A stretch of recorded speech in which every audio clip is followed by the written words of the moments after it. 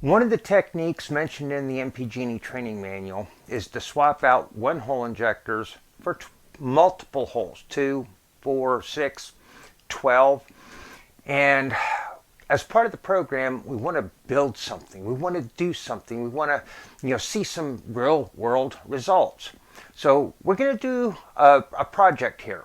We're going to take a 95 Jeep Grand Cherokee 4-liter, which as of this filming is 28 years old, 29, 28. Well, it qualifies as an antique in a lot of states.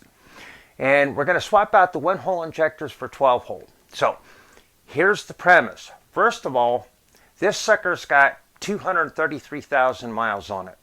It does have a slight exhaust leak. Now, initially, there's not going to be a functioning oxygen sensor. I had tried to install an Innovate Motorsports wideband. I got the gauge working just fine, but the simulated narrowband output, the factory ECU just didn't like it. And kind of in a way, that's a good thing, because we can make a change and without changing anything in the computer, see what it actually does.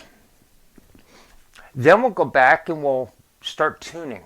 And ultimately, we'll have a functioning feedback system with an oxygen sensor. You with me? So the one-hole injectors that came factory on the Jeep are 231 cc's per minute. The 12-hole injectors, which are Ford injectors, are rated at about 240 cc's per minute. That's a difference of 9 cc's per minute. So it's adding more fuel.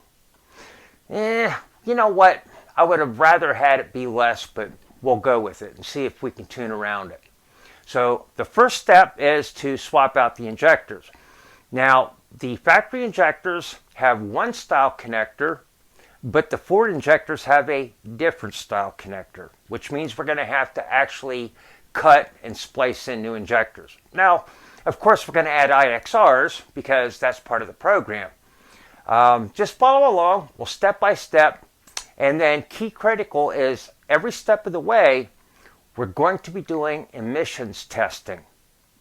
That gives us a really quick, really fast, and fairly concrete way of gauging the success. Do we do better? Let's look at the emissions. If they go down, that means we're burning more of the fuel in the combustion chamber, making power, and dumping less of it into the exhaust. Make sense?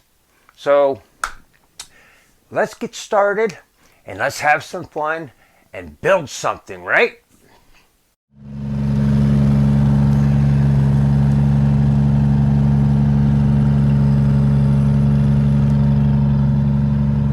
You can see I have it rigged up, just going in the hatch there.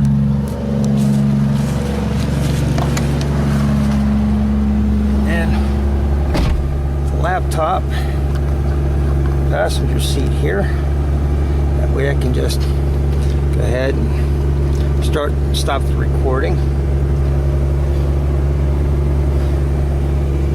Cable goes back.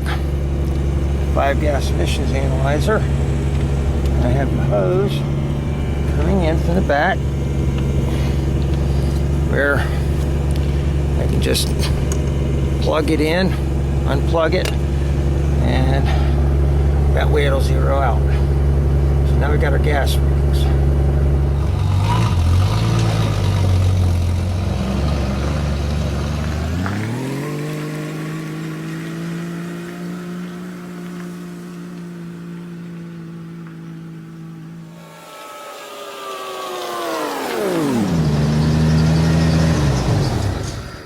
For the emissions test, I have a 1.4 mile route that I chose.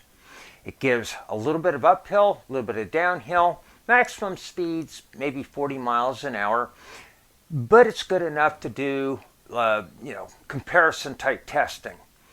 Went out, did the baseline.